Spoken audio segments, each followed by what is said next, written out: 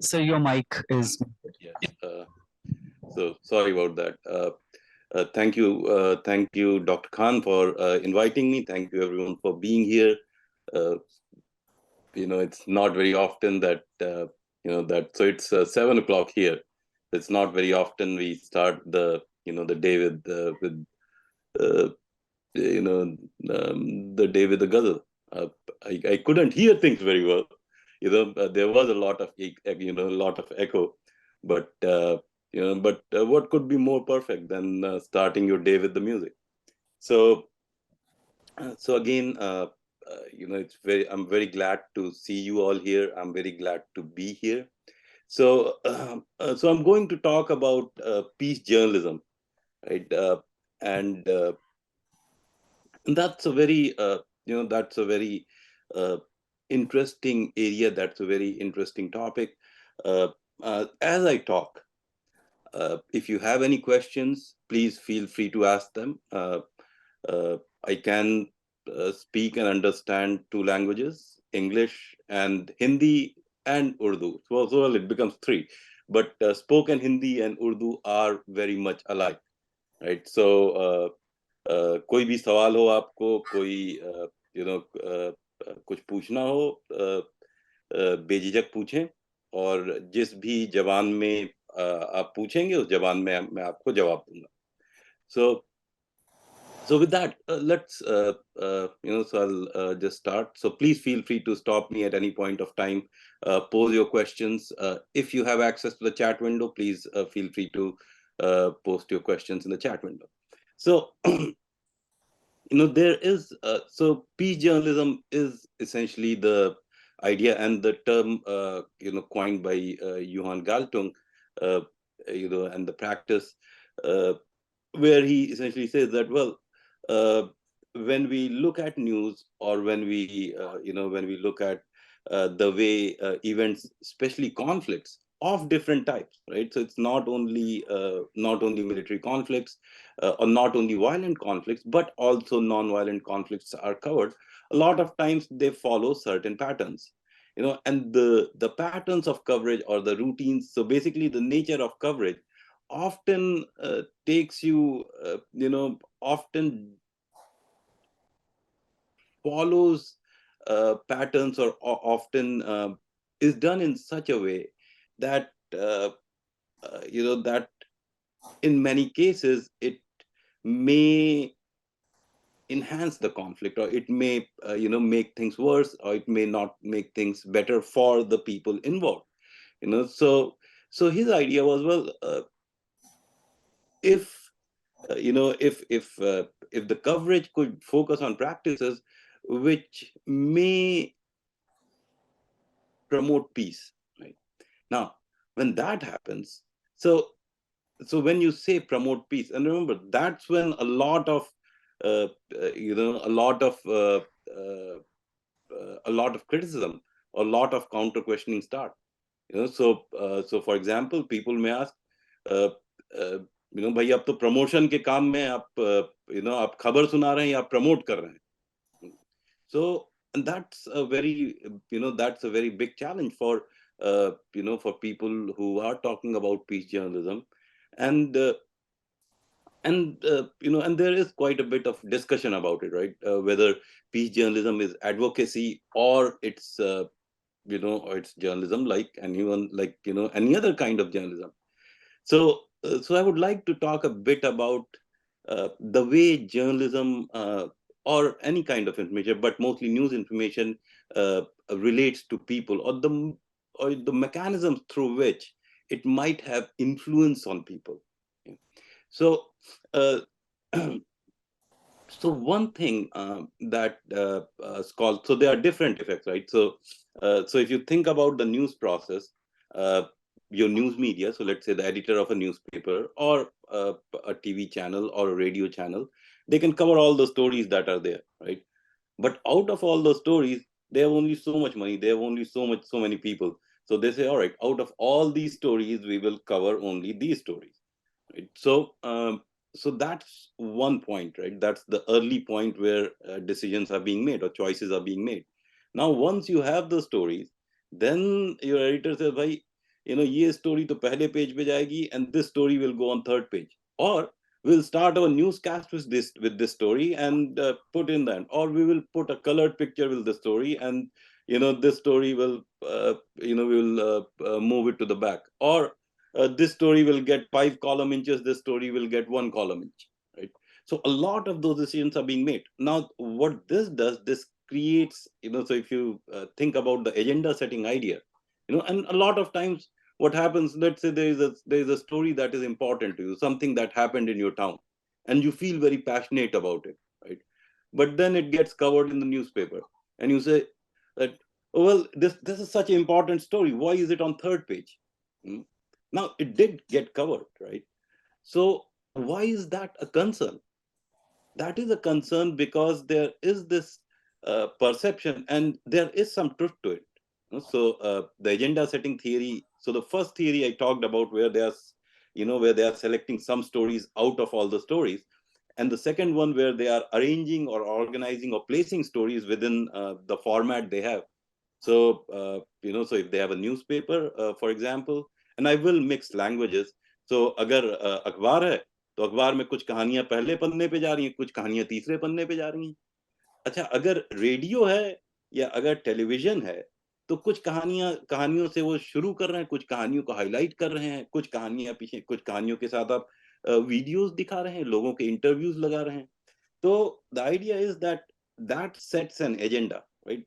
So the stories that are given more prominence are considered to be more important by public, right? So that's at least the theoretical premise. That may vary, but in most cases that that might work out that way. अच्छा, the third thing is that, all right, so that has happened, but the story then goes to um, uh, so then the reporters, when they tell the story, they frame the story, right? So they can tell the same story in different ways. So for example, let's say they are telling a story, for example, about refugees in a European country. Okay. So a reporter looks at it and and the reporter makes it a story. Now remember this: a reporter is telling a story, and that becomes a very important factor, right? So you are not just taking these bunch of facts and putting them there. You are telling a story. So how is a story different from a bunch of facts? Okay. Now, so if you have the same facts and different reporters look at it, they don't, they will rarely write the same story. They will rarely tell the same stories. They will tell different stories. So what goes in that story making? So think about this. Let's think about refugees. From Africa or Syria, coming to Europe. Now there were different ways these stories were covered, right? So there were people who were covering the story, uh, from an economic burden angle. So there were reporters which were looking at the same story, and which are saying, and this is all hypothetical, right? So um, let's say 1,000 refugees are waiting at the border. Now, what does this mean, right? So some reporters would say, well, it's an economic burden story. So our country is already facing economic problems. There is not enough money to go around for people who are already there, for citizens, and so so refugees will create more problems for us because they will strain the already existing resources. Okay. Now, another reporter can tell the story of human suffering or human compassion. So they might say, well, these refugees have faced a lot of problems.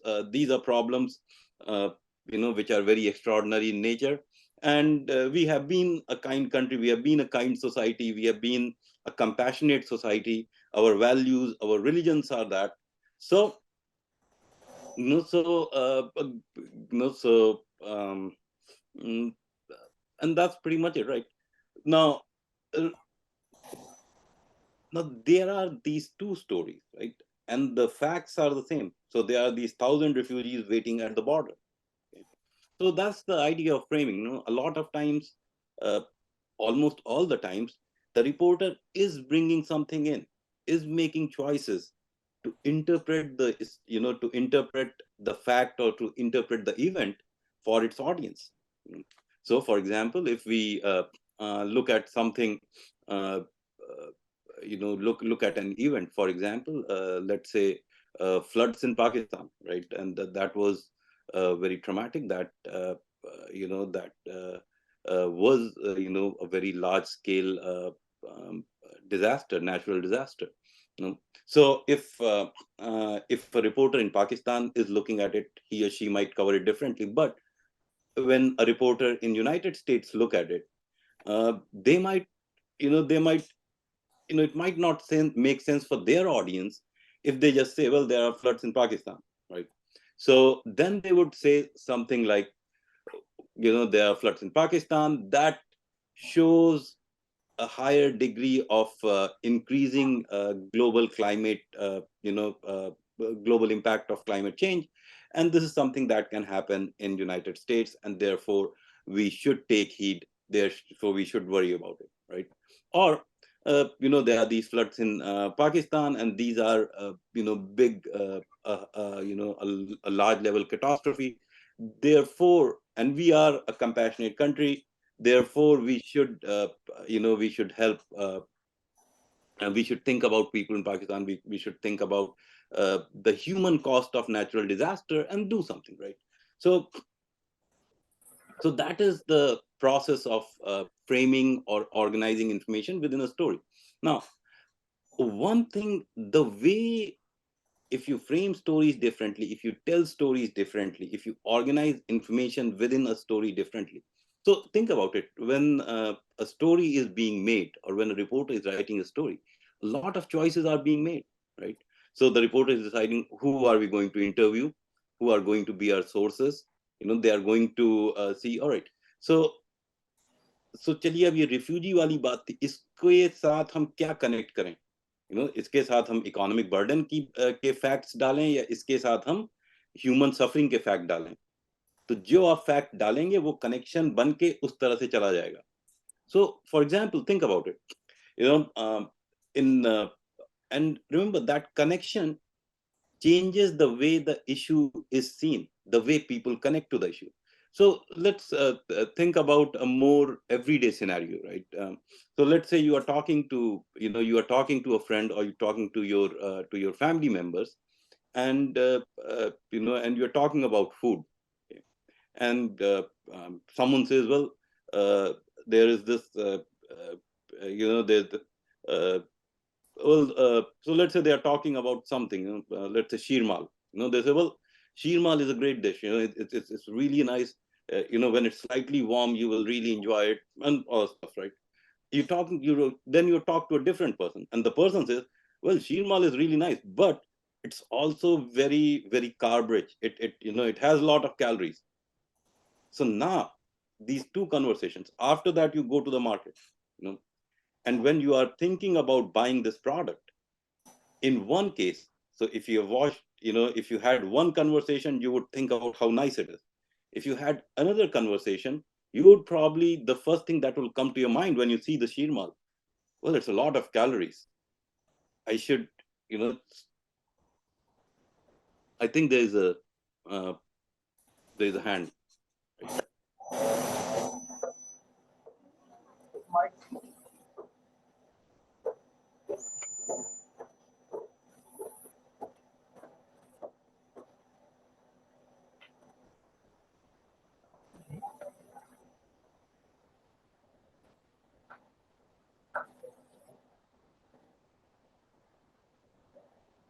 Hello, Dr. Jatin.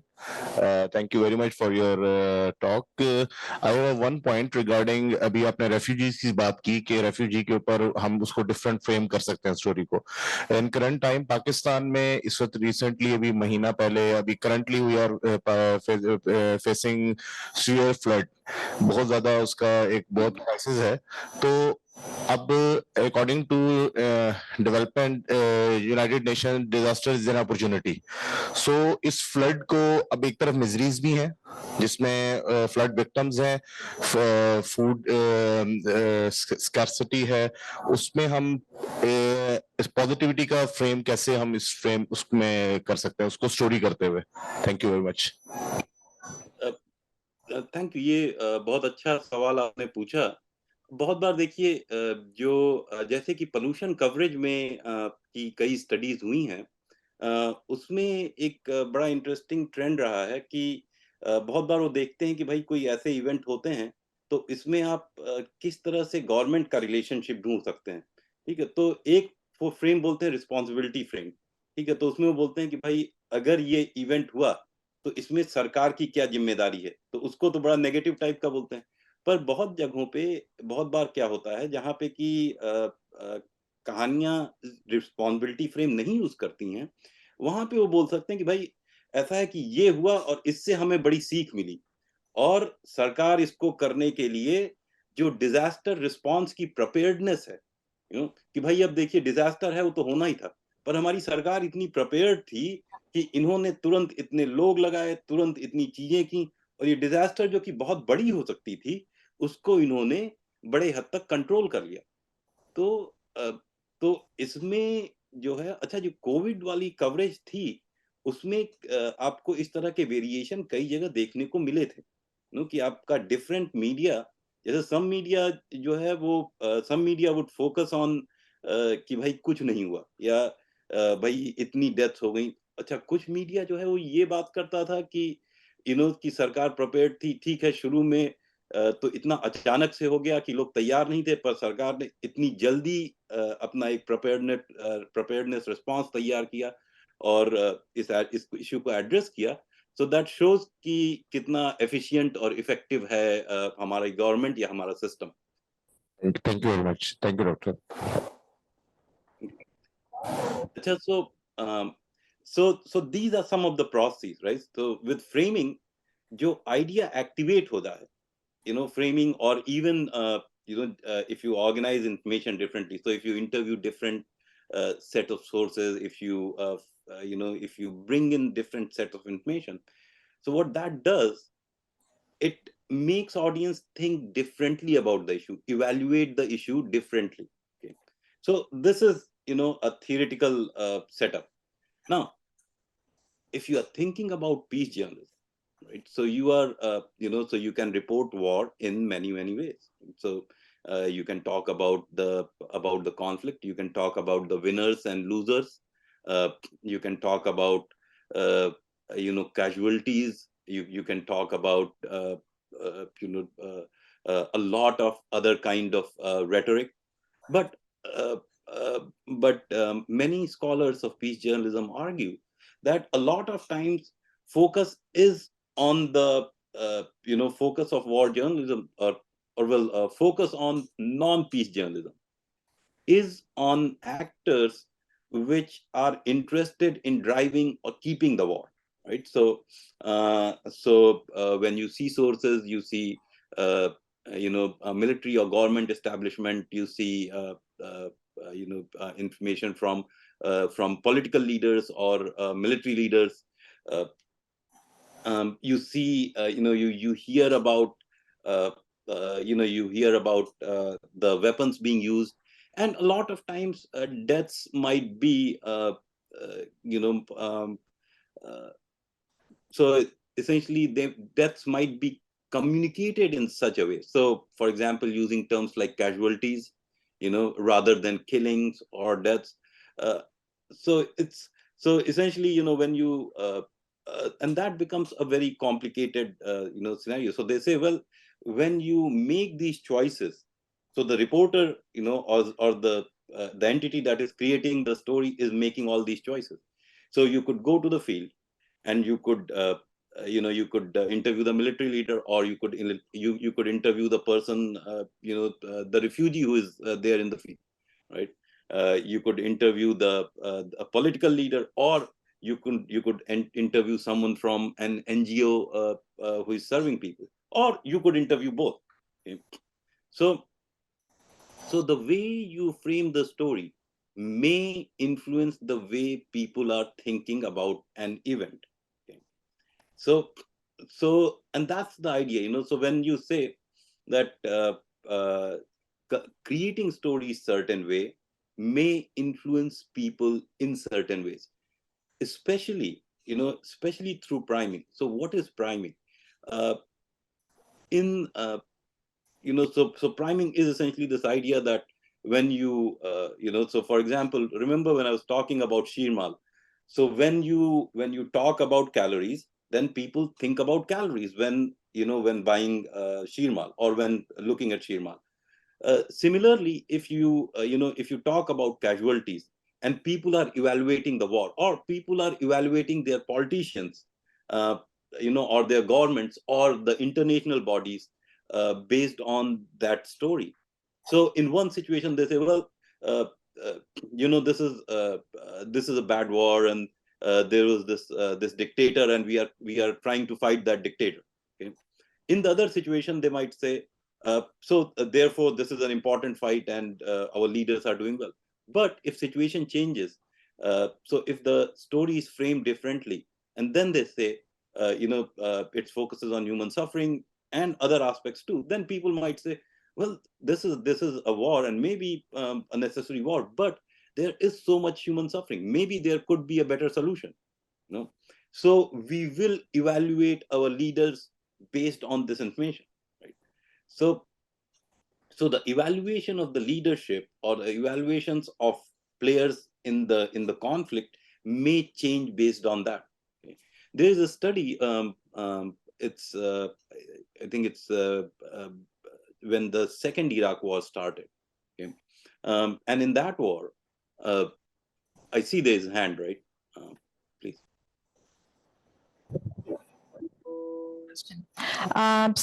Basically, you were talking about the framing of the story, right?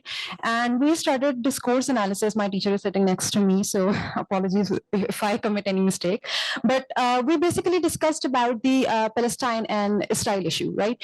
And we discussed that how they covered the story. So, for example, there was an example that 1,000 soldiers died, and then there is another, newspaper that covered the same story in a way that 1,000 soldiers are being killed. So, in this way, how can we actually, frame a story without any biases? Because then again, there comes biases in framing as well, and even before that as well. When we make choices to present a particular story in a particular page, let's say, even though biases are present there as well. So, how can a reporter or a journalist can make sure that there come no biases? Thank you. Um, uh, Thank you. That's a great question, and that's where we will get into the I think the discussion of ethics and the discussion of objectivity. So remember, when we talk about biases, there is the idea that there is a golden line of truth somewhere. Mm. And in the peace journalism, we are getting into bias, but in other situations we are not. But the problem is that there is really no real line that you can see. So there is no story which someone can write and say, well, this is the gold standard. You take uh, five well-meaning reporters, all excellent in their craft, and they go and tell the same story, cover the same story. They will tell you different stories. Now, there are times when trainings and cultural backgrounds will kind of subconsciously influence them to tell a story in similar ways. You know? But the idea of biases is a very important idea. Choices are being made. So I think the first thing we have to think is, all right, can you tell a story without any bias? And what do we mean by bias?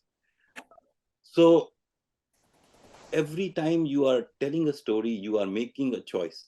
Choices are being made. And most of the times, it's not only one choice. There are different choices. And that's your job. Now, what? So So bias is, so when you get there, it's like, all right, so whenever you make a choice, you don't make other choices, right? So when you say, well, I have I could approach these 10 people for interview, but I have only time and money only to interview only 2 people. So when you select 2 people to interview, you don't select 8 people, you know and that is, so those are choices that are being made. So you are making choices, and you are also not making some choices. Similarly, the information you connect it with, so a lot of those things. So I think biases becomes a negatively loaded word, but choices are being made. And a lot of times, remember, in our news environments, it happens, where people say, well, you are covering this part of the story, why don't you cover that part, and therefore you are biased. See, every story has to focus on something. So it has to cover some information, it has to select some sources, and it may miss out on some information. So that will happen. Now, what is the criteria for making those choices? That is important. So for example, if you selected certain sources just because they are influential, just because, for example, if you selected certain sources because they sponsor your newspaper, that's a bias which I would consider problematic. If you selected certain sources because you think that they understand the problem much better than others, and you have a valid reason for thinking that, that I think is a good, is a valid criteria. So so I think there is no ground of no bias. So there are choices you are making, and every choice comes with, can be seen as a bias, right? um, so uh, so I think the best thing that reporters can do is try to be transparent in their thinking, and to be able to communicate. You don't have to communicate, but if needed, you are able to justify your thinking. You are able to transparently communicate your thinking. The idea of objectivity becomes very important. You base your story on facts, and I think facts can be verified, right? So that's something, that still leaves a lot of scope for where your story goes. With the same facts, different stories can be told, and you will always be there would probably always be someone who would say that, well, you could have told this story, but you didn't decide to tell this story, therefore you are biased. So a lot of times when we say something is unbiased, essentially it means that something or a story is being told that matches with our preconceptions. A story is told in a way that it matches our biases perfectly, and therefore it is unbiased. So when we evaluate the story, a lot of time we consider our own thinking, our own ways of thinking, as the standard of being unbiased, or as the golden standard. But then that varies with each of us. So I'll stop here. There is a question, so please go ahead. Hello, sir. I've been listening to your presentation, and firstly, I would like to, express my happiness because my mentor, my teacher, who's no more with us, Professor Dr. Muizuddin Sheikh Saab, he was from Ohio University and used to tell us a lot about the university and his experience. So I'm really happy to be talking to someone who's from the same place. And apart from that, sir, like you said, that it's our choices that we make. For example, if there are stories in which, for example, the media, because it's the political economy of mass media particularly. So if, for example, there are incidents in which we know who the culprits are, and we know who's right and who's wrong, who's the victim and who's the the one who has done wrong to that person. But then again, there are many other factors, and our opinion and our choices are not, you just say that, we have choices, but it's often the newspaper's policy or the channel's policy and the filters that propaganda has inbuilt. So, matlab, I really feel about it because, you know, since I was a student, I'm still a student, PhD scholar, but when people used to come to our universities, and journalists particularly, and used to tell us all the bad things about, you know, all the flaws and stuff, and I used to raise my hand and say, sir, if you always tell us, you know, the negativities about journalism, then why are we here? Why are we studying?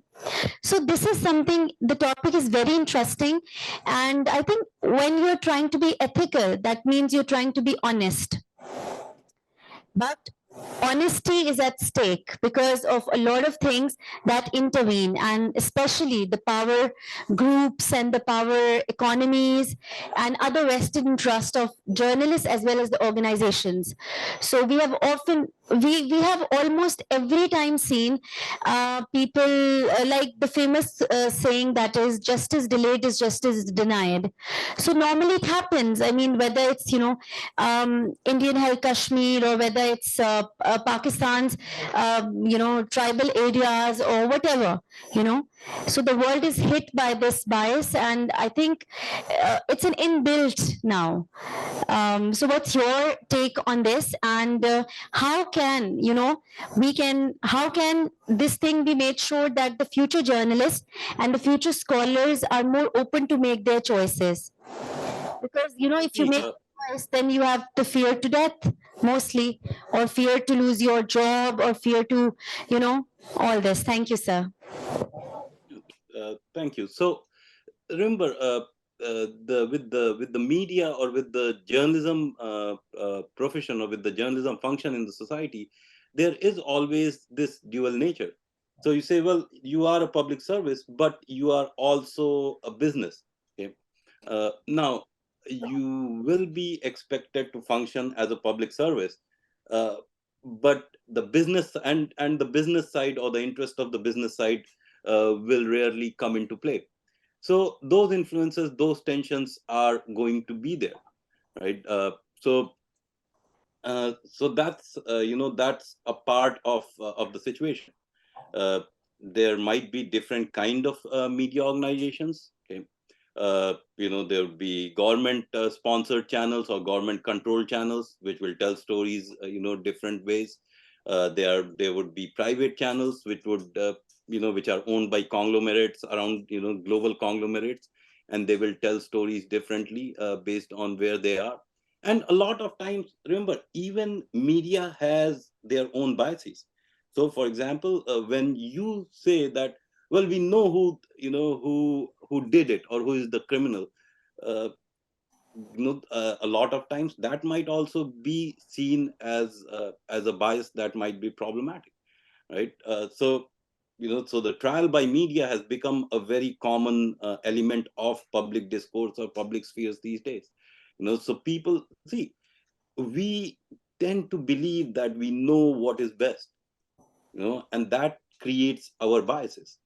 So I think a lot of times we look at the biases of everyone else, but it's also very important to be cognizant of our own biases. uh, so I think it's just a matter of being very accountable, being very transparent, not only of others' biases, but also our own biases, uh, and essentially understanding, if you are making a choice, why is that a choice, or why do you make that choice? So that, I think, is a very important thing to do. You know? And remember, a lot of times, a lot of damage has been done by media people who believe that they knew the truth, right? It's it's the job of the media to communicate a version of reality, to tell a story, but it is not their job to give judgments, and there have and that's where, like, see, you get, so media has in modern times quite a bit of influence on public opinion, on the public discourse and public sphere, and they have to be very, very careful that that they don't use their power or their influence uh, in places where they should not.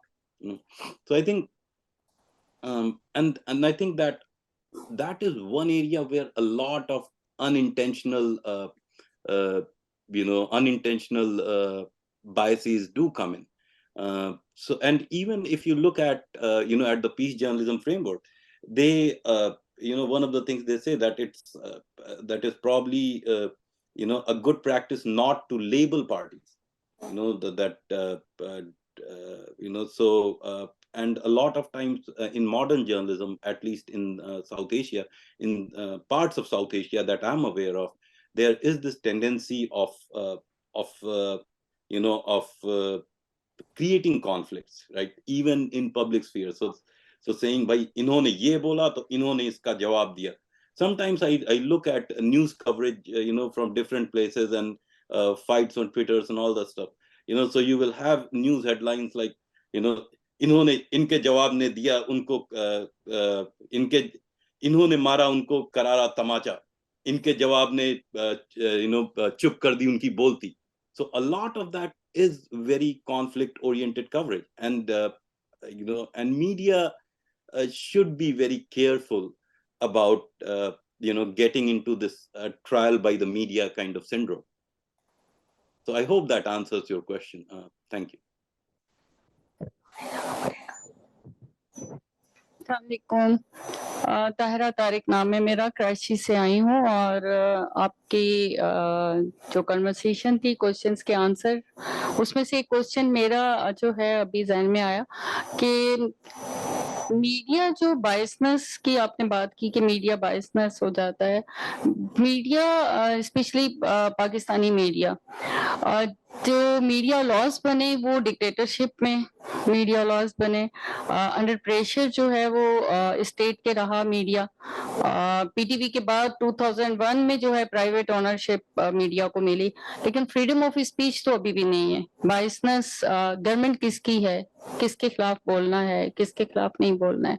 और secondly जो criminal activities के ऊपर जो कि अभी proof नहीं होती है जुडिशरी सिस्टम में, उनकी ट्रायल चल रहे होते हैं, उस पर किसी को जो है वो अनएथिकल वो है वर्डिंग जो आप लिख देते हैं मीडिया जर्नलिस्ट जो हैं और मोस्ट सीनियर जर्नलिस्ट कि ये ऑफेंस जो है ये इन्होंने किया है XYZ पार्टी ने, जो कि मेरा ख्याल है अनएथिकल है. What do you think? आप इस पर अपने कमेंट दें. Thank you. देखिए,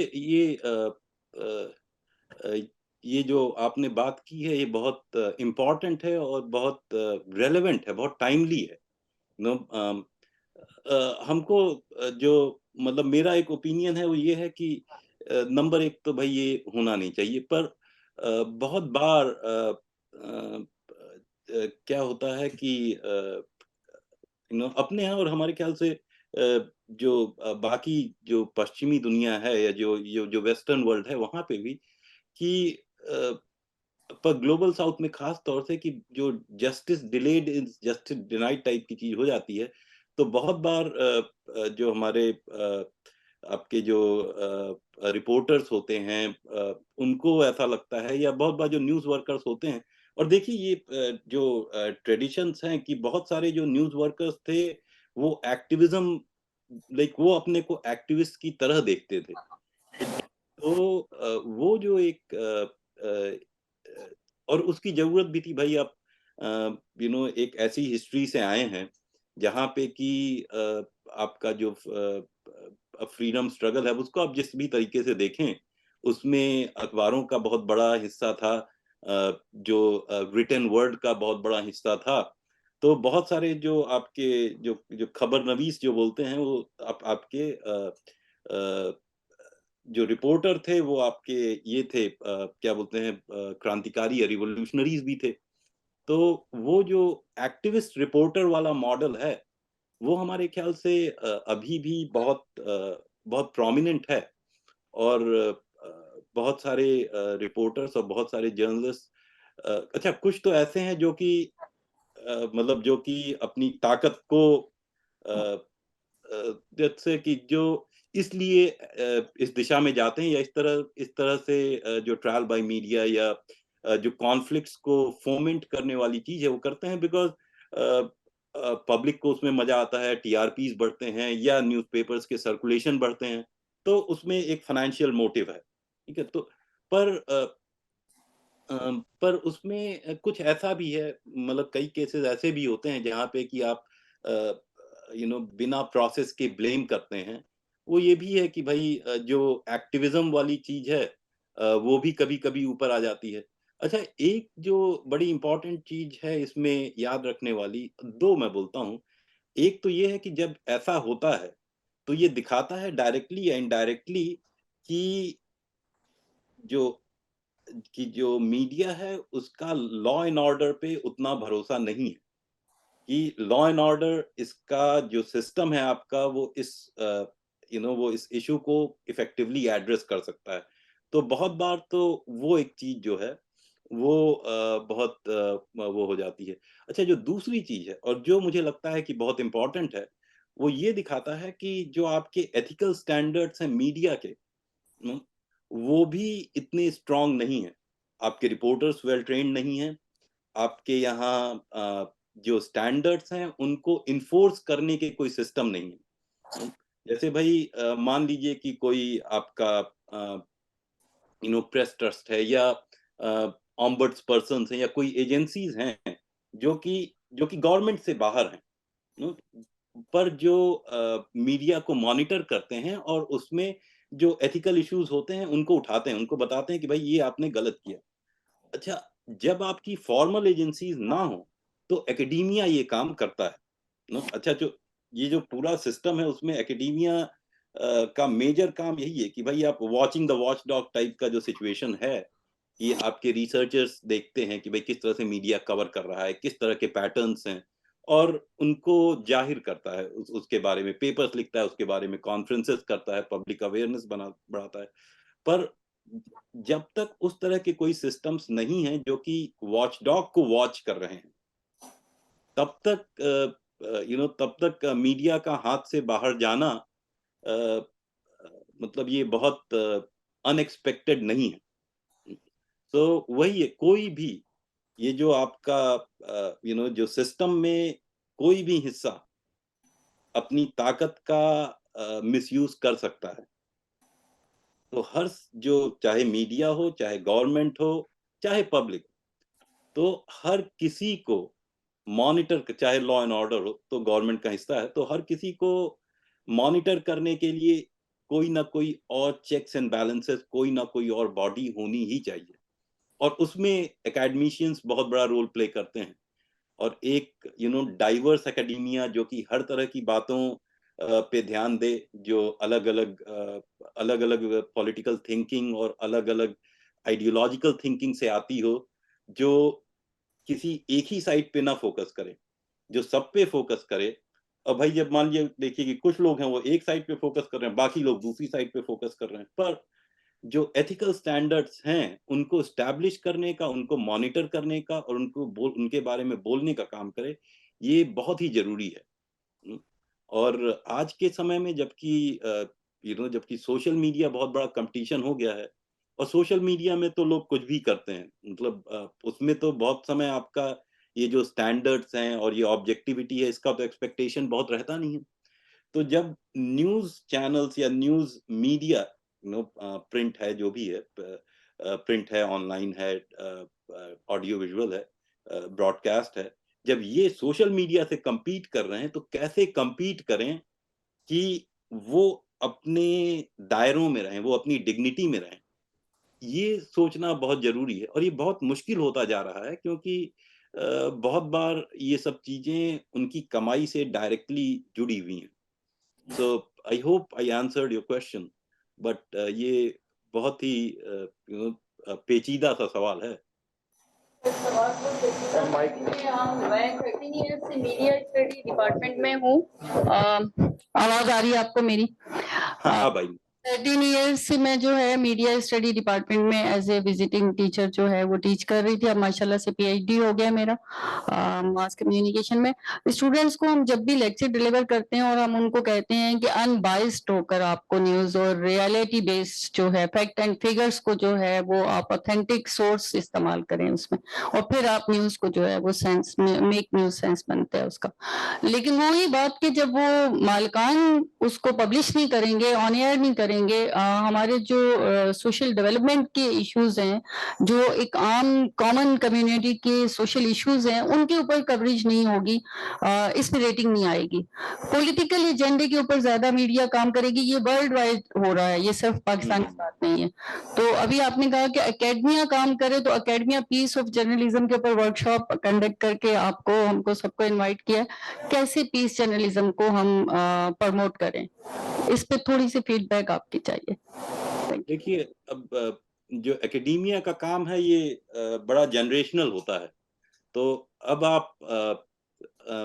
आप जो आज की जो जनरेशन हैं इनको ट्रेन करेंगे, इनको नए तरीके सिखाएंगे, और उसके बाद ये लोग जाएंगे इंडस्ट्री में। अब कुछ चीजें कर पाएंगे, कुछ चीजें नहीं कर पाएंगे, पर जो भी कुछ ऐसी चीजें होंगी जो ये कर पाएंगे, जो कि पिछली जनरेशन से अलग होंगी।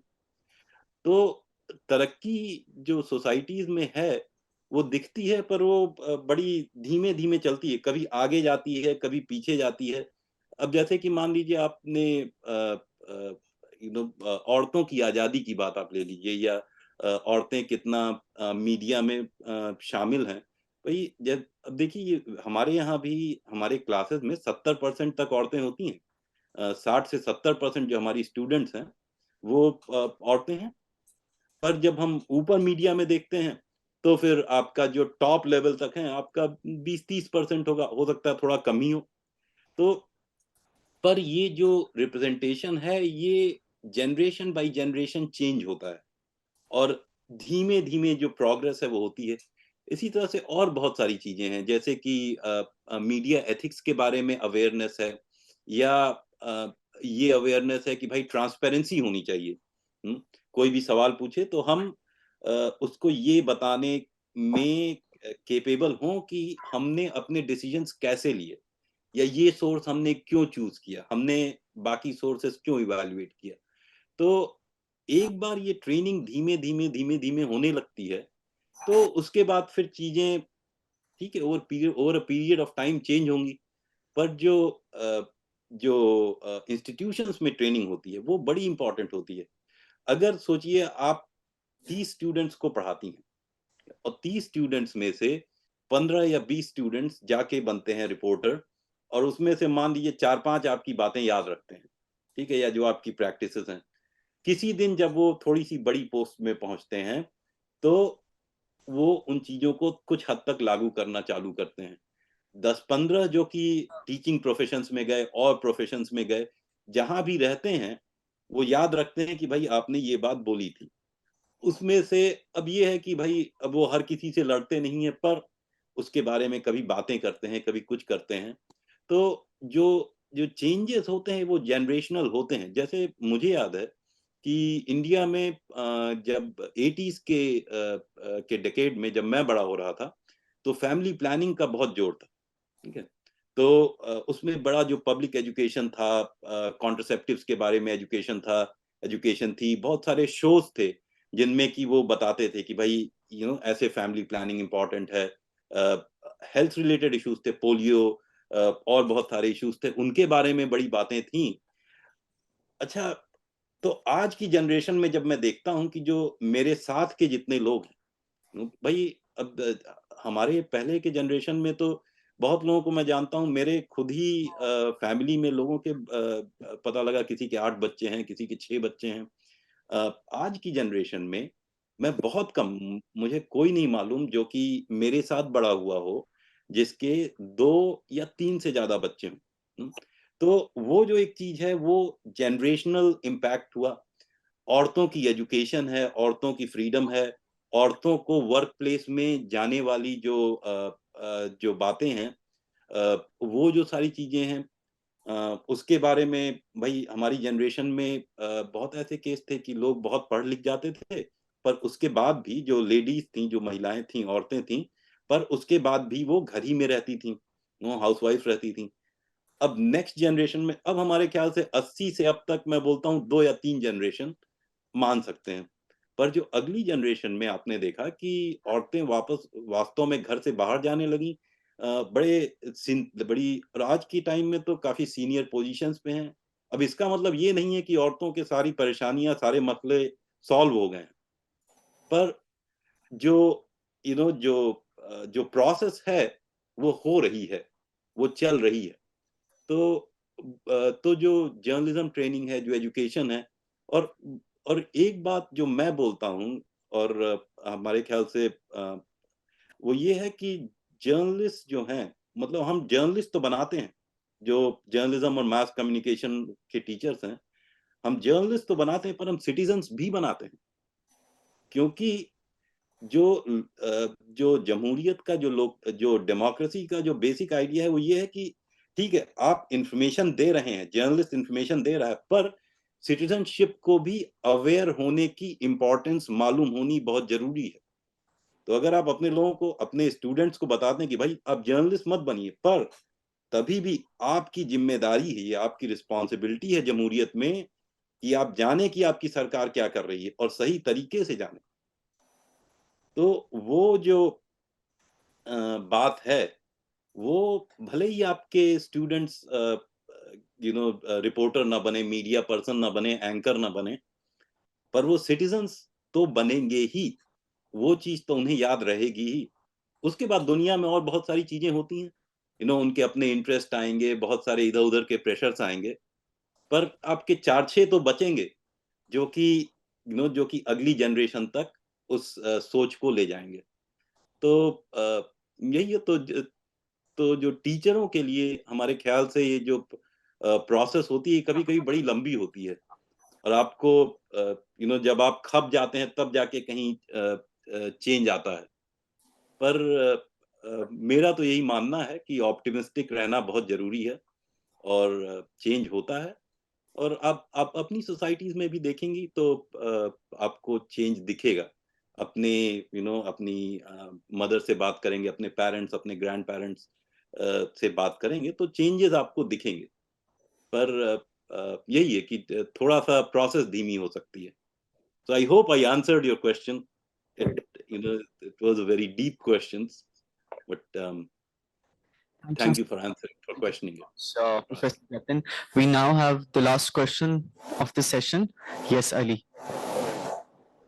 हाँ, वो कैमरा की तरफ आ जाएगा, आप स्टार्ट करो। आ गया, वो देखो तो सही। तुम स्लो, हमारा कैमरा है। Right. So, Dr. Jatin, thank you for your time and opportunity. So, it's good that you are very optimistic about how academia can play its role in setting the standards for the media. But I, being a communication student here at Forman Christian College, what I have been told by my instructors and even in this during this conference, that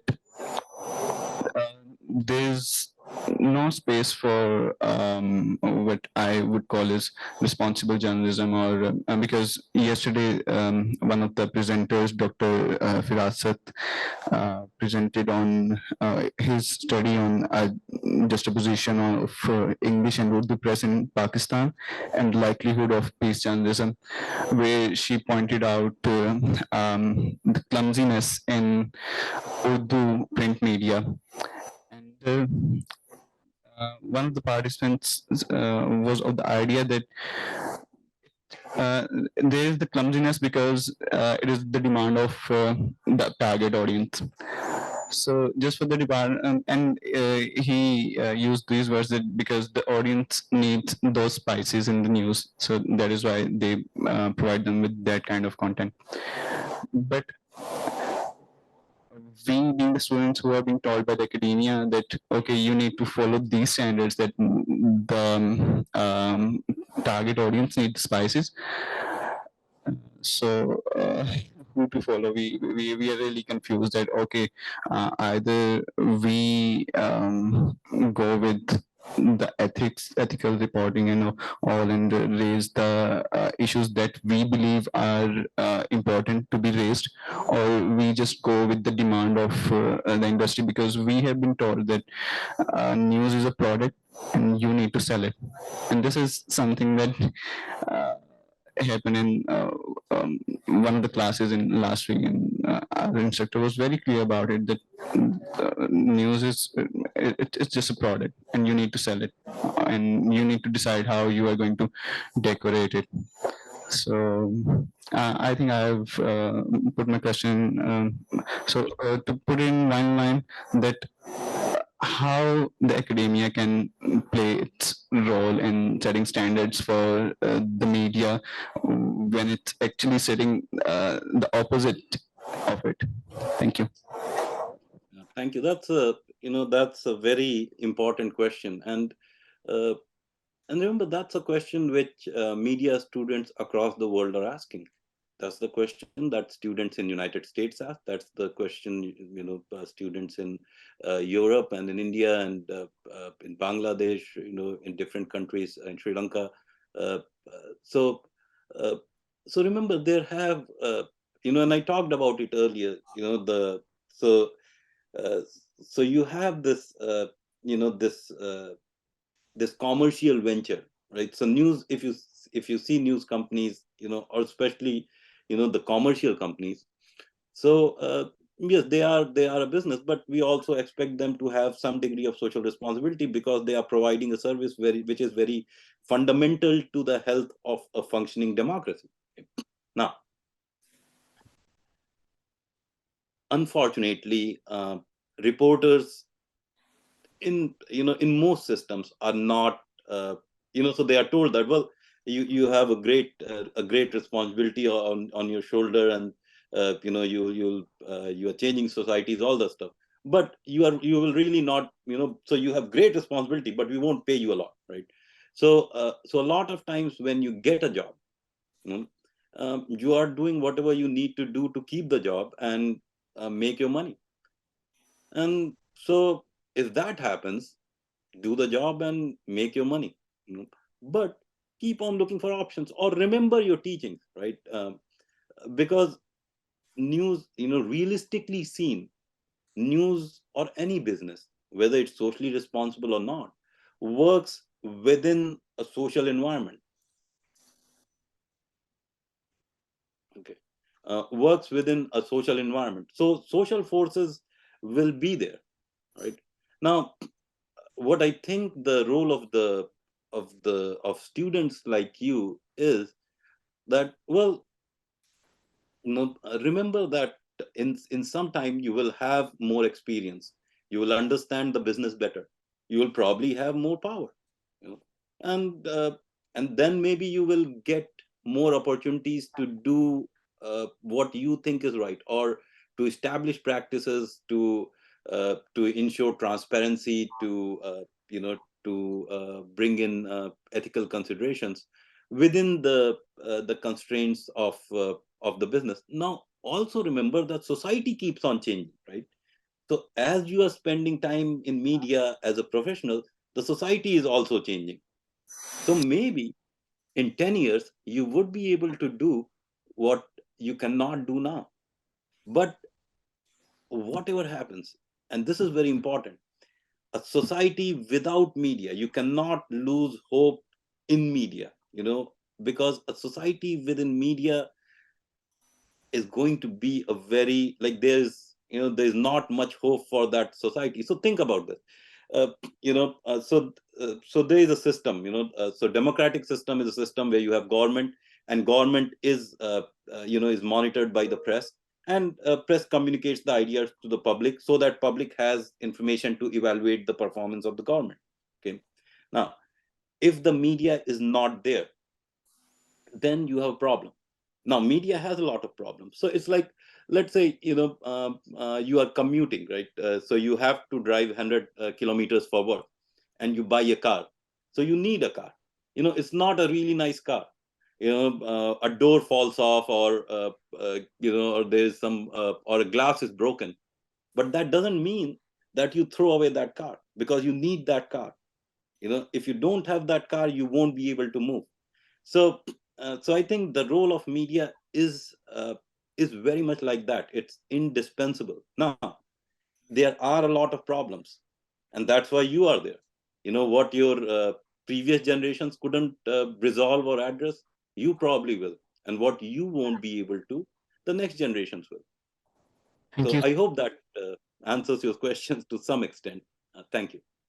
Thank you so much. We now have a very short last comment from Ms. Tabina, and this is going to be the last comment, I'm sure. Sir, thank you so much for your talk. It was very enlightening and insightful. There's just a little reflection, kind of summing up what we've been discussing regarding ethical reporting and what we should be teaching a student. I'm currently working as a lecturer. And I personally think that, like you were mentioning, I think one story might not be able to cover all the angles that are there to an issue. But the beauty of journalism is that there must be multiple stories that cover all the possible angles to an issue. So, for example, I'm inclined towards research that focuses on gender. So, I like the fact that the recent floods and COVID-19, when we look at local and national reporting as well, there were reports, news reports in the newspapers and online that took an intersectional approach to reporting.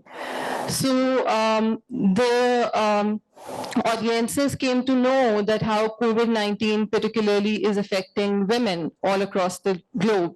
For example, there's most domestic violence because of reasons that were mentioned in those articles. Similarly, how the floods are in Pakistan are particularly affecting women. So I think so. Good journalism is one that takes into account the experiences of all the stakeholders of an event, be it a conflict or a catastrophe. That's it. I just have to comment on that. Yeah, that's a great point. And remember, so if you are telling a story, you can put in a lot of perspectives, but you don't have all the space in the world. So if you are doing a story on a newspaper, पता लगा आपका इतना सा space है, ठीक है, अब इतने स्पेस में जितना आ जाए उतना आ जाए. So you are making choices. अच्छा, जो efficient systems हैं, और I think some of the most well-informed systems come not from one media, but systems where there are multiple media and they have different ways of looking at things, different issues which they like to focus on, and so you cannot expect one person or one reporter or one media unit to represent everything that is there, to all aspects of the world, like all aspects of realities or very diverse aspects of reality, because they have been trained one way, their system works one way. So a system where there are multiple media units or multiple media entities trying to their work in fair and transparent way, those are the system where you will be able to, where everything will come out, or where most things that are of significance to the public will come out to to the fore. So your point is is very valid, and I think that's why we need we also as audience need to diversify our media diets, right? So you just don't focus on one website or one news channel. You say, well, I'll look at all the different sites or different media units to get a sense of how they are looking at this idea or this event. Most of the times we are sticking to the one that meets our predispositions, and all of us have our own biases, and so the media that talks to us, even though it might not be the most truthful, and it might be, it's very hard for one media to be the best all the time, right, or to the best or cover everything. So I think diversity of media diets or diversity of players in the media environment, that becomes a very good solution for addressing many of those issues. But thank you for asking that question. That's a great question. Thank you so much, Professor Jatin. Dr. Altaf wants to say a few words at the end. Jatin बहुत शुक्रिया यार मेरा sir दिखाओ इसमें Thank you. बहुत शुक्रिया It's always a pleasure to see you and learn from you. सबसे बड़ी बात यह है कि आप साउथ एशिया को समझते हैं, आप अमेरिका में रहते हैं, so you are directly in touch with the newer developments in communication studies, and you are also leading the Center for International Journalism, which makes you really aware of what's going on. और सबसे बड़ी बात यह कि मैं ये कहना चाहता था कि जतिन ने साउथ एशियन कम्युनिकेशन एसोसिएशन शुरू की है, तो मैं भी उसका मेंबर अभी उस दिन मैं सो गया था जिस दिन मीटिंग थी, जूम मीटिंग, और मैं जतिन से पूछ रहा हूँ 8:30 बजे कि वो कब शुरू हो रही है, भाई मैं तो जाग गया हूँ, तो पता चला कि वो 7 बजे होनी थी. सॉरी फॉर दैट, मैं ऑन रिकॉर्ड चाहता था. तो जतिन बहुत शुक्रिया, और उम्मीद है आपको मौसीकी भी पसंद आई होगी, और इतनी सुबह सवेरे उठने, मुझे अंदाजा है कि हम लोग 4 बजे के आसपास सोते हैं, तो 7 बजे उठने के लिए फिर जरा मसला भी होता है. But thank you for everything, and thank you for all the insights into the problems that we are facing right now. You have a wonderful day. We are going into the evening. Shukriya. Bahut shukriya.